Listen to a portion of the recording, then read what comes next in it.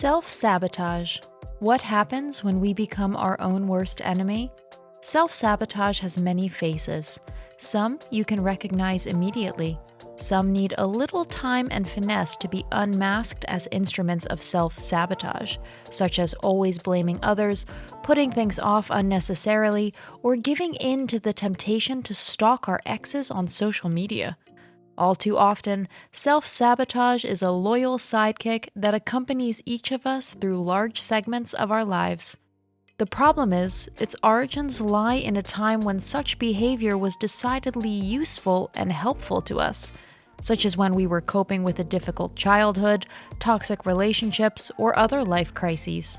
However, when we cannot let go of these compensatory actions, even in good times, they often turn against us. When our sidekick becomes our enemy, when we can no longer achieve our goals, or we realize we are standing in our own way, it's time to declare war on these unattractive habits. In today's video, you'll learn a few tips on how to stop sabotaging yourself. If you like our videos, feel free to support us with a thumbs up, subscribe to Psychology in Mind, activate the little bell, and get ready for the new videos we upload for you every day.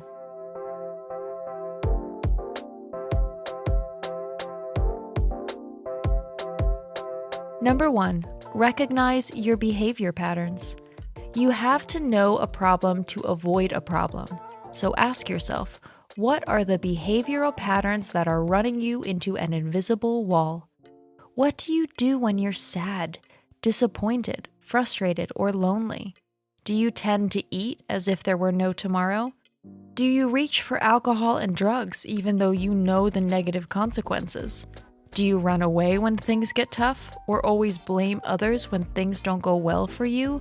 These are all tried and true strategies that you've adopted at some point in your life, and they worked well for you at the time. Now things have changed, and you don't really need them anymore. However, as we all know, nothing is as hard as getting rid of long practiced habits. Number 2. Talk about it. If you keep noticing that you tend to behave in ways that seem obstructive or strange, talk about it with someone around you. People we trust can also be trusted with our vulnerabilities. They will not judge us, but will support us to the best of their knowledge and belief.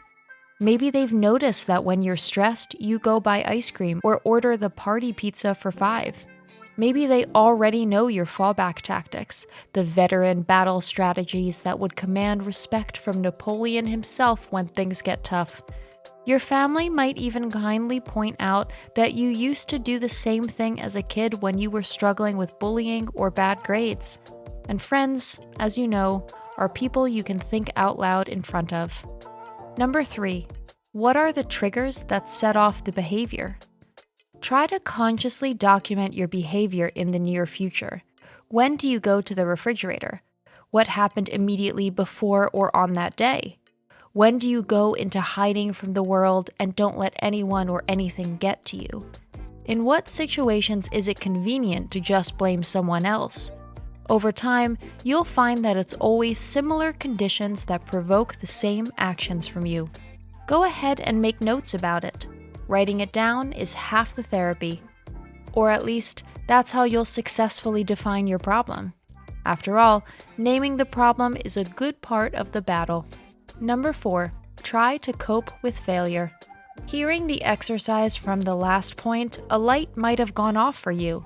The situations that spur you on to your undesirable behaviors involve some form of failure and setback.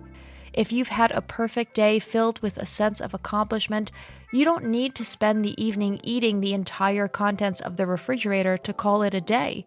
If you completed a project or a to-do list successfully, no one else has to be blamed. As a rule, we like to take credit ourselves, whereas we need to learn to see failures as a part of life, something we can learn from to continue growing. In the future, try to look at failures as free lessons in personal development and find healthy ways to deal with them. Even if exercise or a walk in the woods can't compare to ice cream or pizza, in the long run, you'll be grateful to yourself for fighting those demons. Plus, it's infinitely more enjoyable when a dessert is really just an indulgent moment and no longer a mental crutch for you. Number 5, figure out what you really want. Some of our trained behaviors are like band-aids meant to close a wound. In principle, this works very well. But who wants to run around with a huge band-aid for the rest of their life? Tear it off and look at the wound you've been carrying around for so long. Are you lonely? Do you want to change careers? Do you feel trapped in an unhealthy relationship? Or are there other commitments in your life that demand all the emotional support you can get? This point is certainly difficult and painful, but in any case, it's worth getting to the bottom of what's bothering you. The sad truth is that such ghosts of the past will never disappear by themselves. You nurture them far too well with your sabotage behavior. Number 6, seek professional help. If all methods of self-help are useless, seek professional help. In these internet times, this does not necessarily mean that you have to go to a therapist or psychologist on the couch. You can seek out fellow sufferers who exchange information in anonymous forums, or perhaps even meet in real life in the form of guided self-help groups. You'll be amazed at how many people struggle with the same annoying patterns and trained actions on a daily basis. Remember, though, that it is fundamentally not good for our ego to compare ourselves with others. You can be sure that your problems are not unique, not a new exotic disease that has never been researched, but that's where comparison should stop. Exchange ideas and get tips. That's what the community is for. Last but not least, talk therapy or counseling with a mental coach, life coach, or psychologist doesn't hurt and can really help you when nothing else will. Today's conclusion: what works one time won't always. It's actually a good sign that your compensatory actions and behaviors from earlier days are no longer working.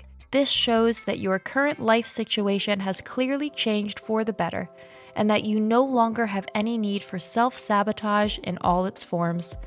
Unfortunately, it is often not only the habits you have grown fond of, but also automatic reactions that are difficult to bring under control.